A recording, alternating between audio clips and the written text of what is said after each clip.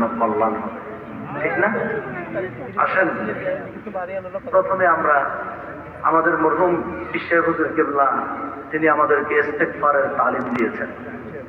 বেশি বেশি ইস্তেগফার করলে, কোরআন শরীফে আল্লাহ তাআলা বলে দিয়েছেন ইস্তেগফার বেশি বেশি করলে আসমান থেকে বৃষ্টির মতো রহমত নাজিল হয়। ইস্তেগফার এত বেশি শক্তিশালী ইবাদত। ইস্তেগফার কোন নবী রাসূল নাই যে ইস্তেগফার করেন নাই, সকল নবী রাসূলগণ ইস্তেগফার করেছেন।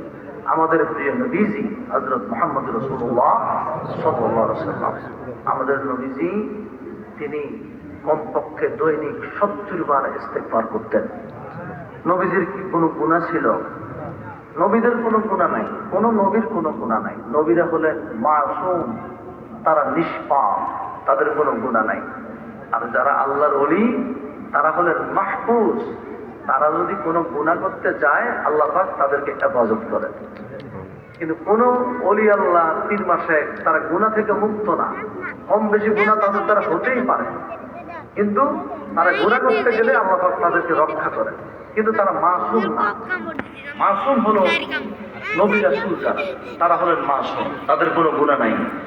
যদি কেউ বলে নবী রাসূলের গুনাহ আছে, আস্তাগফিরুল্লাহ রাব্বি মিন কুল্লি যামবিন ওয়া আতুবু ইলাইহি লা হাওলা ওয়ালা কুওয়াতা ইল্লা বিল্লাহিল আলিয়্যিল আযীম।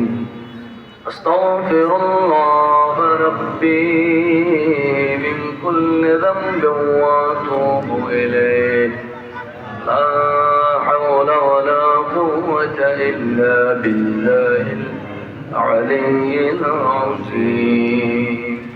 আমরা সবাই এখন ইসালে সওয়াবের নিয়তে আসুন। সবাই সূরা ফাতিহা 3 বার, সূরা ফাতিহা কয়বার? 3 বার, কম যেন না হয়। সূরা ইখলাস 10 বার, সূরা ইখলাস কতবার? 10 বার, কম যেন না হয়। দুরূদ শরীফ 11 বার, দুরূদ শরীফ কতবার? 11 বার, কম যেন না হয়। আসেন সবাই ইসালে সওয়াবের নিয়তে আমরা সবাই তেলাওয়াত করি। বিসমিল্লাহির রহমানির রহিম।